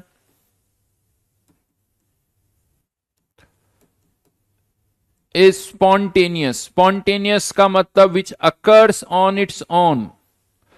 spontaneous मतलब which occurs on its own, मतलब उसका डेल्टा जी क्या होता है, नेगेटिव। वो रिएक्शन अपने आप होगी, वो रिएक्शन अपने आप होगी। तो डेल्टा जी नेगेटिव मतलब ई सेल क्या होगा, पॉजिटिव, क्योंकि delta G equal to minus N F E. तो एक सेल का सेल पोटेंशियल कभी नेगेटिव नहीं हो सकता। जैसे यूनिवर्स का एंट्रोपी चेंज कभी नेगेटिव नहीं हो सकता, उसी तरह से सेल का सेल पोटेंशियल कभी नेगेटिव नहीं हो सकता। हां, इन दोनों में से कोई एक वैल्यू नेगेटिव भी हो सकती है, लेकिन इन दोनों का सम हमेशा पॉजिटिव होगा। इन दोनों का सम हमेशा पॉजिटिव होगा, ये ध्यान रखना। किसी भी सेल का सेल पोटेंशियल नेगेटिव नहीं होता है। Galvanic cell reaction is spontaneous. जैसे ही वायर कनेक्ट करो, करंट अपने आप फ्लो करती है, हम कुछ नहीं करते, मतलब उस सेल के अंदर रिएक्शन होती है अपने आप, अपने आप रिएक्शन होती है, मतलब दैट इज स्पॉन्टेनियस, यानी डेल्टा जी उसका नेगेटिव होगा। अब इसको यूज कैसे करना है, तो अब क्वेश्चन कैसे आते हैं वो मैं बताता हूं आपको। एक क्वेश्चन के थ्रू ही समझते हैं। Find E cell and write cell reaction if any two of the following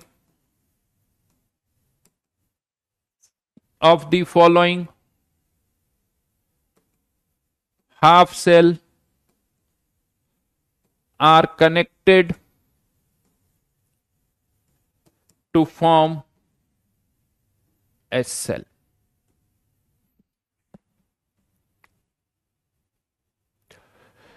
Dhiman बेटा, थर्ड रिएक्शन में तो नेट इलेक्ट्रॉन जीरो है, तुम्हें समझ में नहीं आया, तुम्हारी लैंग्वेज मैंने जो बोला वो तो सुनना है नहीं, तो फिर अपने हिसाब से करो, नहीं तो जो मैंने बोला उसी को रिवाइंड करके सुनना, सब समझ में आएगा। 4 बार बोला था कि इस रिएक्शन में इलेक्ट्रॉन इन्वॉल्व है, अपीयर नहीं हो रहे हैं। अपीयर होना, इन्वॉल्व होना अलग अलग वर्ड है, लेकिन वो तुमने सुना नहीं। बोला था या नहीं बोला था? अपीयर होना, इन्वॉल्व होना दो अलग अलग वर्ड है। अपीयर नहीं हो रहे हैं लेकिन इन्वॉल्व है।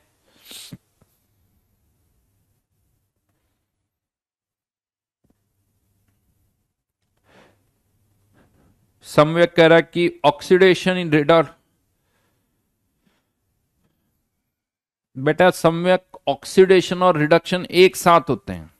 केवल अकेला ऑक्सीडेशन कभी नहीं होगा, केवल अकेला रिडक्शन कभी नहीं होगा।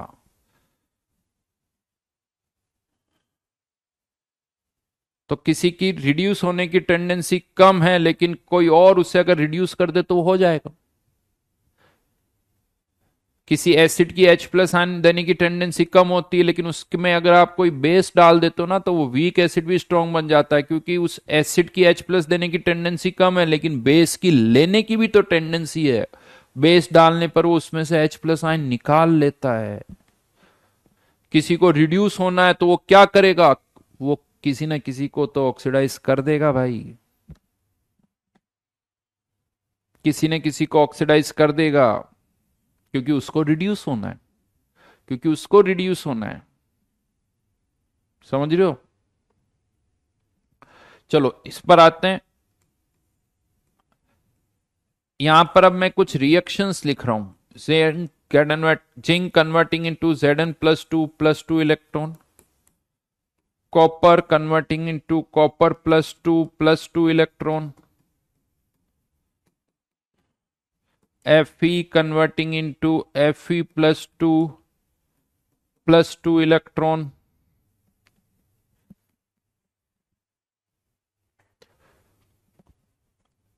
और इन सब का ई नॉट या ई का डेटा दे रखा है। नॉट मतलब अभी वही वाला थर्मोडायनेमिक्स वाला ही नॉट है, कंसंट्रेशन 1 m, प्रेशर 1 बार। तो ई नॉट इसका है 0.76 वोल्ट, इसका ई नॉट है -0.34 वोल्ट, इसका ई नॉट है 0.44 वोल्ट। ये 3 हाफ सेल है। मैंने वर्ड बोला था थोड़ी देर पहले, हाफ सेल मतलब जिसमें या तो रिडक्शन हो या ऑक्सीडेशन हो। ये भी एक हाफ सेल है, ये भी एक हाफ सेल है, ये भी एक हाफ सेल है। इन तीनों हाफ सेल से आप सेल बना सकते हो, लेकिन कोई भी सेल में 2 ही हाफ सेल चाहिए। तो मतलब इन 3 हाफ सेल से हम कितने सेल बना सकते हैं, पहले तो ये बताओ। इन 3 हाफ सेल से आप कितने सेल्स बना सकते हो? हर एक सेल में 2 हाफ सेल कनेक्ट करने होते हैं, तो कितने अलग अलग तरह के सेल्स बनाए जा सकते हैं? यस बताओ जल्दी से। अमन सही है। किसना 3C2 बिल्कुल सही कहा। 3C2 3, 1 और 2 को कनेक्ट करो, 2 और 3 को कनेक्ट करो, और 1 और 3 को कनेक्ट करो। हाँ लेकिन यहां एक डाउट आता है, सर ये तो सब ऑक्सीडेशन हो रहा है, ये तो सब ऑक्सीडेशन हो रहा है। बिल्कुल सही। तो मतलब अगर मैंने रिएक्शन ऐसे लिख दी तो क्या रिएक्शन यही हो रही है? अब आपको क्या करना है, आप कोई से भी 2 सेल को कनेक्ट करो, तो अब आपको यह देखना है कि इसमें किसका ऑक्सीडेशन होगा, किसका रिडक्शन होगा। अगर मैं 1 और 2 को कनेक्ट कर रहा हूं तो मुझे अब यह देखना है कि रिडक्शन किसका होगा, ऑक्सीडेशन किसका होगा। अब वो कैसे डिसाइड करें? तो इसमें से किसी एक रिएक्शन को रिवर्स करना है, एक रिएक्शन को रिवर्स करना है, और इस तरह से करना है कि ई सेल की वैल्यू पॉजिटिव आए। ई सेल की वैल्यू पॉजिटिव आए तो क्या लगता है आपको, किसको रिवर्स करें, जिंक वाली रिएक्शन को या कॉपर वाली रिएक्शन को? इसको हम एज इट इज रखते हैं, तो ये तो ऑक्सीडेशन ही हो जाएगा 0.76। कॉपर वाली रिएक्शन को मैंने रिवर्स कर दिया, तो ये कॉपर वाली रिएक्शन का क्या हो गया, रिडक्शन, विच इज 0.34, ये भी प्लस हो गया। इसको रिवर्स करके लिख दिया तो ये 0.34। ये ऑक्सीडेशन ये रिडक्शन दोनों को ऐड कर दो तो उससे आ जाएगी सेल रिएक्शन, और इस सेल रिएक्शन का जो पोटेंशियल होगा वो 1 इन दोनों को ऐड कर दो, E cell equals to E naught oxidation plus E naught reduction, तो E naught cell equals to 0.76 plus 0.34 1.1। ये तो सेल रिएक्शन और ये इसका इलेक्ट्रोड पोटेंशियल। हाँ, किसी के दिमाग में यह है कि सर अगर मैं जिंक को उल्टा कर दूं तो क्या होगा, खुद ही सोच लो। जिंक को उल्टा कर दोगे तो इसका ऑक्सीडेशन इसका रिडक्शन ये भी माइनस में चला जाएगा, ये भी माइनस में चला जाएगा, और फिर ऐड करोगे तो आपका आंसर -1.1 आएगा। और अगर आंसर माइनस में आ रहा है इसका मतलब समझ जाओ कि वो रिएक्शन जैसे आप सोच रहे हो उसकी रिवर्स होगी। यानी अगर ईच नॉट सेल माइनस में आया मतलब जिसका आपने रिडक्शन करवाया उसका ऑक्सीडेशन होगा, जिसका ऑक्सीडेशन करवाया उसका रिडक्शन होगा, ताकि ई नॉट सेल जो माइनस में है वो प्लस हो जाए। समझ में आ गई बात? बहुत आसान है, ज्यादा कुछ है नहीं, बहुत छोटी सी चीज बताई है मैंने। तो ये तो मैंने किसको कनेक्ट कर दिया, 1 और 2 को, 1 और 2 को। अब आपको बताना है 2 और 3 को कनेक्ट करने पर क्या होगा और 1 और 3 को कनेक्ट करने पर क्या होगा। तीनों आंसर बताने हैं आपको।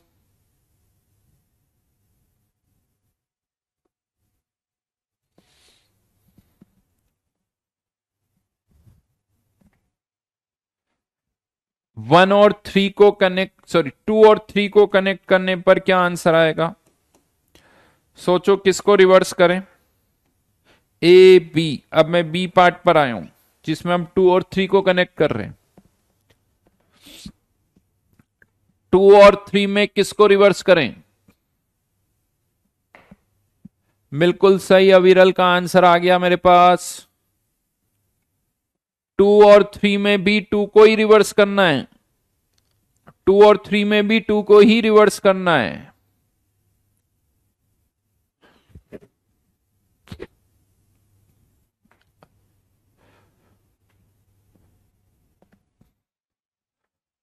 तो मैं रिएक्शन लिख रहा हूं, Fe copper +2 converting into copper Fe+2 और E नॉट इक्वल्स टू 0.78।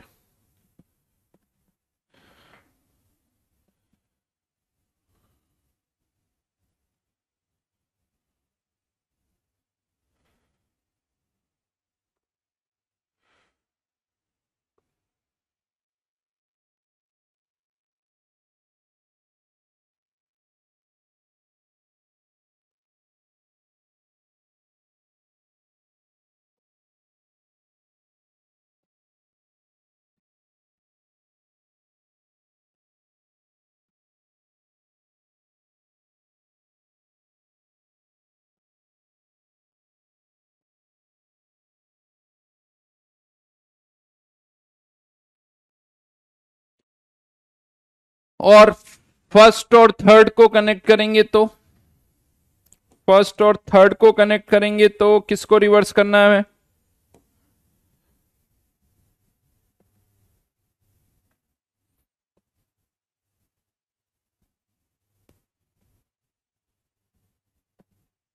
अब तो दोनों का प्लस है तो क्या दोनों को ऐड कर दें। देखो दोनों का ऑक्सीडेशन नहीं हो सकता, दोनों का रिडक्शन नहीं हो सकता, एक का ऑक्सीडेशन एक का रिडक्शन होगा। तो फर्स्ट और थर्ड को कनेक्ट करोगे तो थर्ड को ही रिवर्स करना पड़ेगा क्योंकि इसका ई ज्यादा है और इसका ई कम है। तो यहां पर फर्स्ट और थर्ड के केस में जिंक का ऑक्सीडेशन होगा, आयरन का रिडक्शन होगा, Zn+2 और Fe। समझ में आ रही बात? तो यहां पर थर्ड को रिवर्स कर दिया तो 0.76 माइनस 0.44, आंसर इज 0.32। है आसान? आसान है या नहीं है?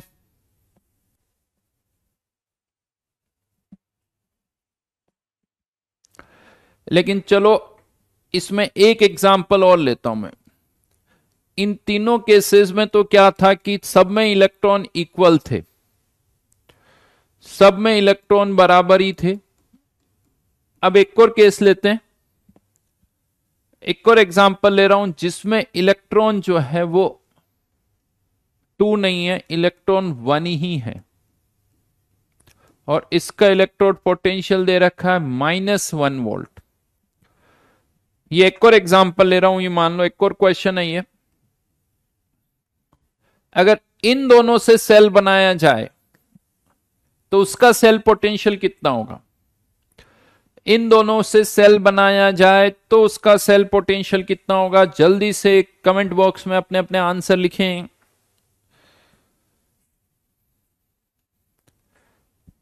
पहले 10 करेक्ट आंसर वालों को को को क्या मिलेगा, क्या मिलेगा, क्या मिलेगा?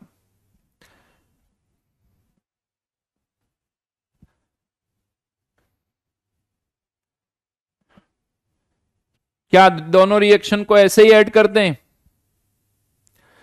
क्या दोनों रिएक्शंस को ऐसे ही ऐड कर दें या रिवर्स करना पड़ेगा? किसको रिवर्स करना पड़ेगा? या केवल रिवर्स करने से काम चल जाएगा या मल्टीप्लाई भी करना पड़ेगा? मल्टीप्लाई करना होगा या केवल रिवर्स करना होगा?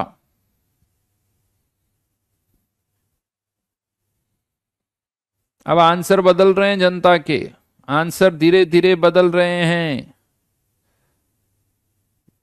1.44 या 2.44?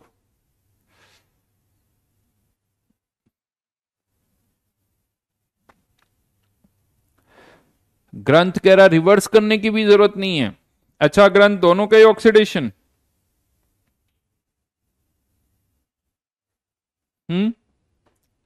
दोनों का ही ऑक्सीडेशन?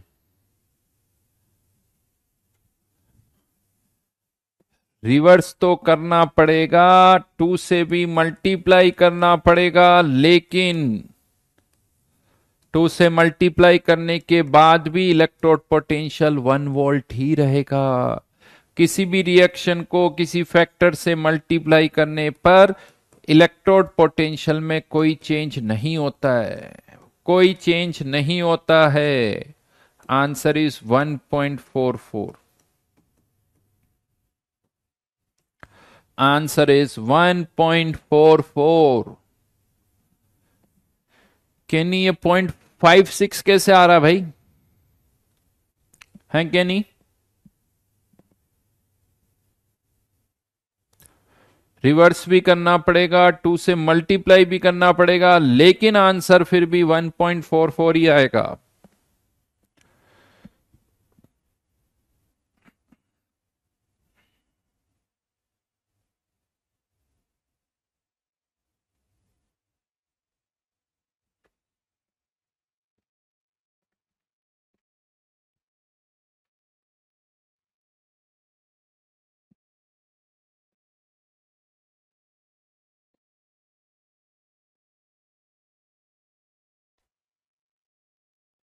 याद रखना इस चीज को।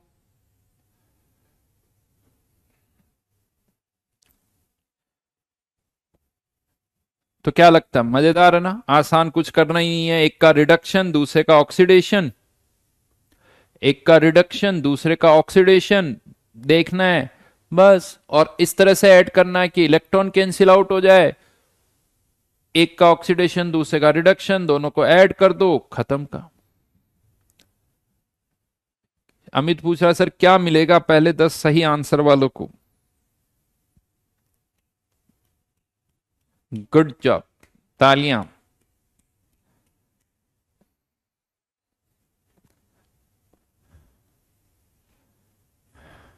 ठीक है,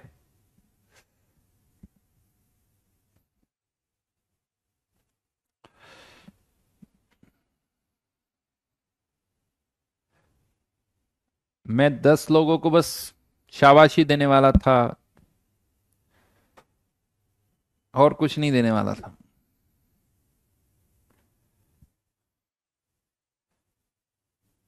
हाँ, सबसे पहले तुम्हारी नजर कहां जाती वो मुझे पता है। सबसे पहले तुम्हारी नजर कहां जाती वो मुझे पता है।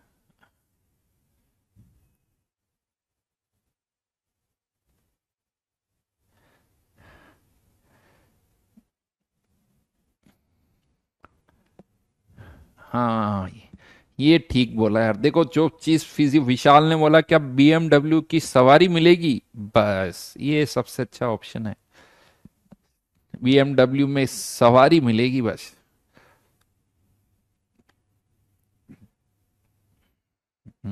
लोगों को लगा आईफोन 15। हाँ, और सोचो और सोचो, आईफोन 15 बीएमडब्ल्यू।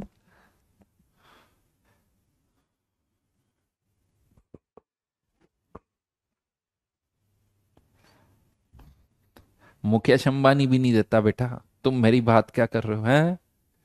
तो सुना कभी मुकेश अंबानी ने किसी को बीएमडब्ल्यू दी है?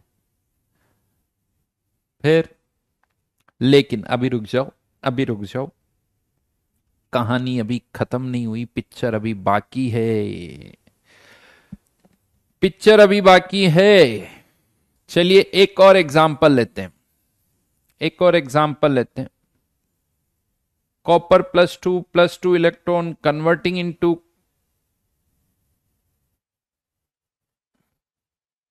Copper and copper converting into copper plus electron.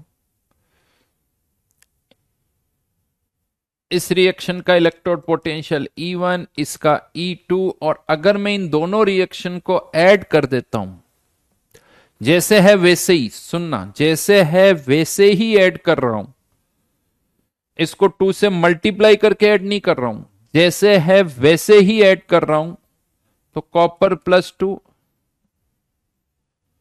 Plus electron converting into copper, इसको मैं लिख देता हूं E3, इसको मैं लिख देता हूं E3। वैसे देखा जाए तो ये रिडक्शन की रिएक्शन है, ये ऑक्सीडेशन की रिएक्शन है, तो क्या यहां पर भी हम ये कह दें कि E3 equals to E1 plus E2?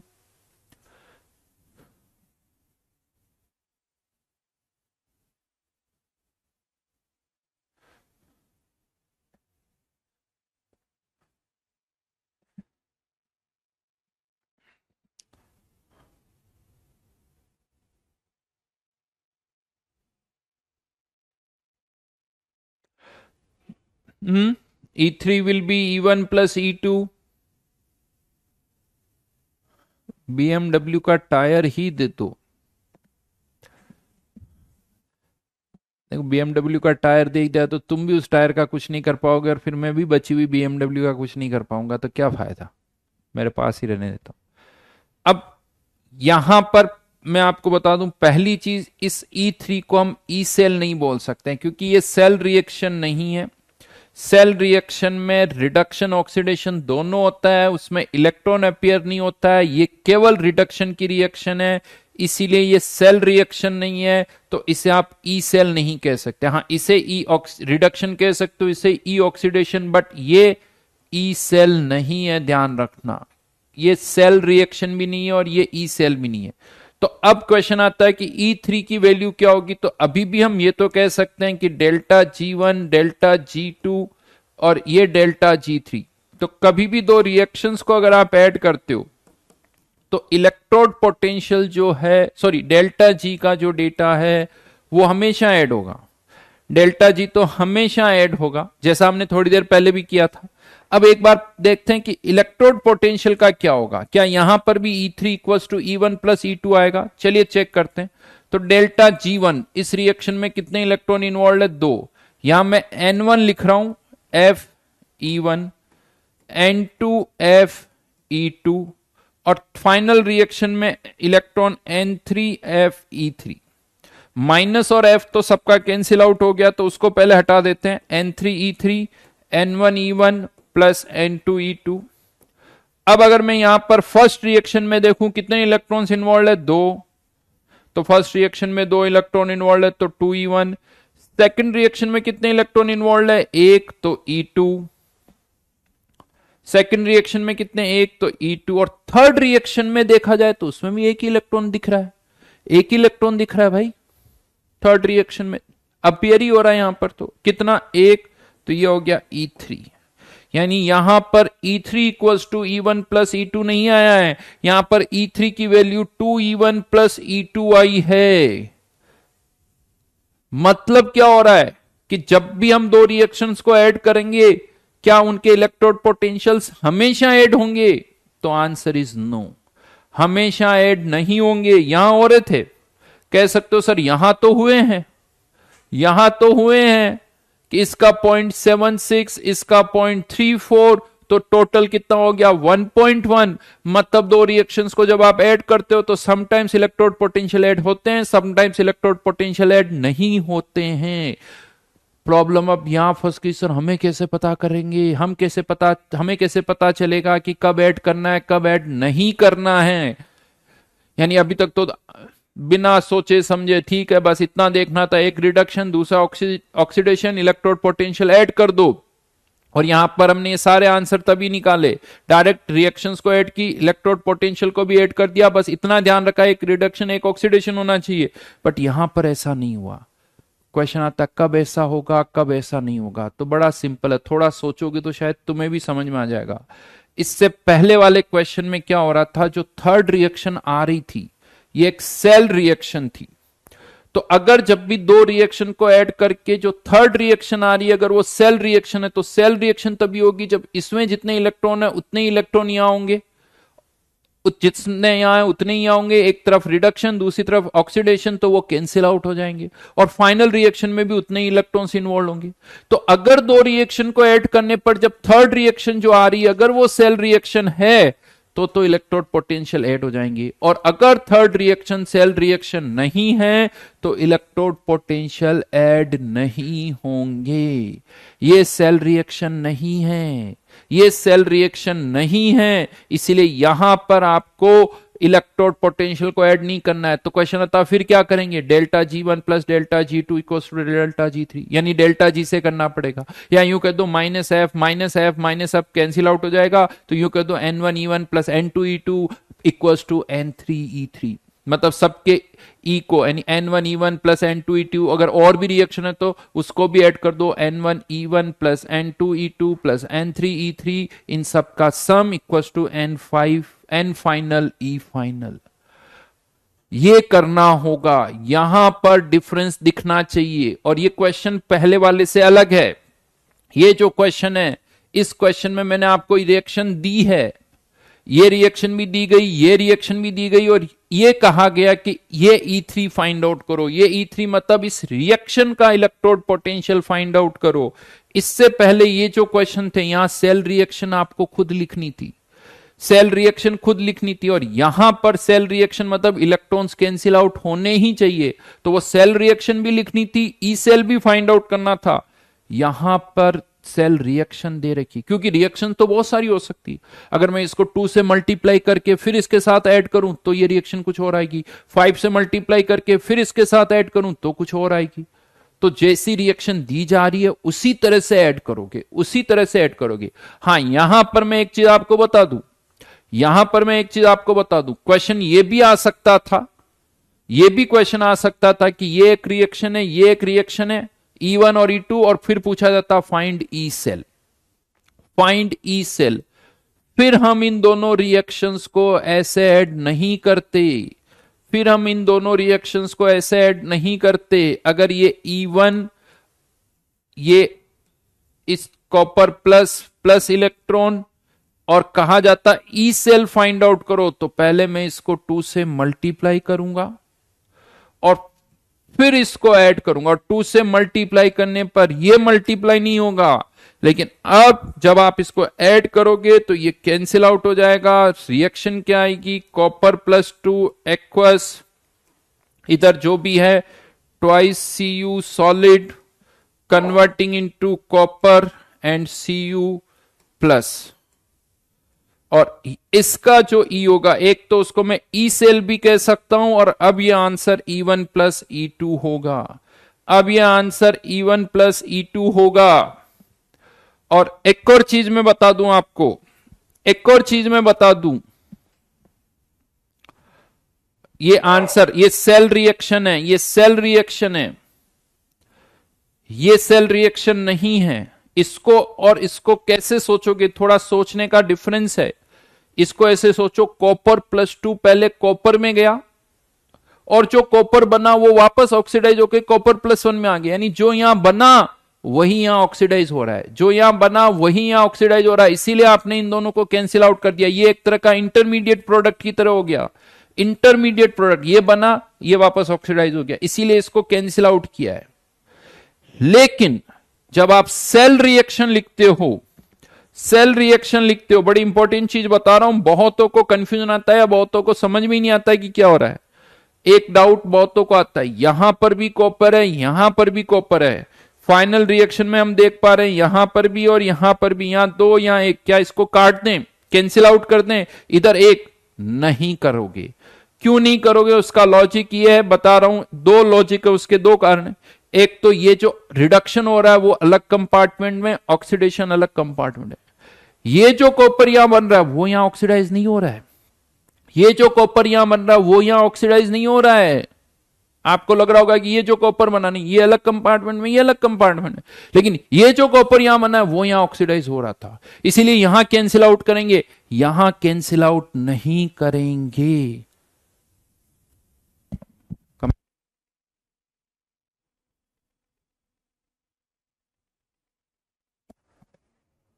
हाँ,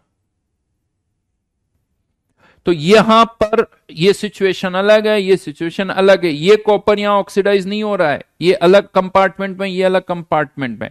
इसीलिए एक चीज ध्यान रखना, कभी भी सेल रिएक्शन लिखते वक्त एनोड वाली कंपार्टमेंट वाली चीजों को कैथोड से कैंसिल आउट नहीं करोगे। जो एनोड पर है वो अलग, कैथोड पर अलग। हाँ, अगर आपको लगता है सर इधर भी कॉपर इधर भी कॉपर, तो ये कैथोड है तो यहां पर पता क्या लिख दो, ब्रैकेट लगा के कैथोड, ये एनोड साइड है तो यहां सबस्क्रिप्ट में एनोड लिख दो, इनको कैंसिल आउट नहीं करोगे। एनोड की डेटा को कैथोड से कैंसिल आउट नहीं करोगे। लॉजिक समझा दिया मैंने, लॉजिक दे दिया, और कैंसिल कर दोगे तो रिएक्शन ही बदल जाएगी, कैंसिल कर दोगे तो रिएक्शन ही बदल जाएगी, ये ध्यान रखना। मैं समझा देता हूं, अगर आपने इनको कैंसिल कर दिया तो कैसे बदल जाएगी रिएक्शन, वो भी बता देता हूं मैं आपको। ये कॉपर, एक कॉपर को अगर मैं काट दूं तो कॉपर +2, फिर इधर एक कॉपर बचेगा और इधर क्या बचेगा, ट्वाइस कॉपर प्लस। अब सोचो एक्चुअल में तो क्या हो रहा था कि ये कॉपर +2 कॉपर में जा रहा था, अब इस रिएक्शन में तो इधर कॉपर ही नहीं बचा, तो ऐसा लग रहा है कि ये कॉपर +2 भी कॉपर +1 में जा रहा है और ये भी +1 में जा रहा है, दोनों ही +1 में जा रहे हैं, दोनों ही +1, जबकि ऐसा नहीं हो रहा है। यानी ये रिएक्शन अलग है और ये रिएक्शन अलग है, ये रिएक्शन और ये बदल गई, तो कैंसिल आउट नहीं करोगे। यहां सेल रिएक्शन में कैंसिल आउट नहीं करोगे। फिर किसी ने पूछा कि सर यहां कर दिया यहां क्यों नहीं किया, तो इतनी देर से यही समझा रहा हूं कि यहां क्यों कर रहे हैं और यहां क्यों नहीं कर रहे हैं, यही समझा रहा हूं इतनी देर से, यहां क्यों कर रहे हैं और यहां क्यों नहीं कर रहे हैं, वही समझाया है मैंने। वापस सुनना, क्योंकि यहां पर हम कह रहे हैं जो कॉपर यहां से प्रोड्यूस हो रहा है वही ऑक्सीडाइज हो रहा है, ये अलग अलग कंपार्टमेंट नहीं है, ये एक ही जगह पर हो रहा है, इसीलिए ये सेल रिएक्शन भी नहीं है, इसीलिए ये सेल रिएक्शन भी नहीं है, जबकि ये सेल रिएक्शन, और सेल रिएक्शन है इसका मतलब एक जगह ऑक्सीडेशन एक जगह रिडक्शन, ये रिडक्शन कंपार्टमेंट, ये ऑक्सीडेशन, यानी ये कैथोड ये एनोड, इसीलिए कैंसिल आउट नहीं कर सकते हो। चलो इसके आगे नेक्स्ट क्लास में करेंगे होमवर्क, जो जेई मेंस के बचे हुए क्वेश्चन है, जेई मेंस के बचे हुए क्वेश्चन जो है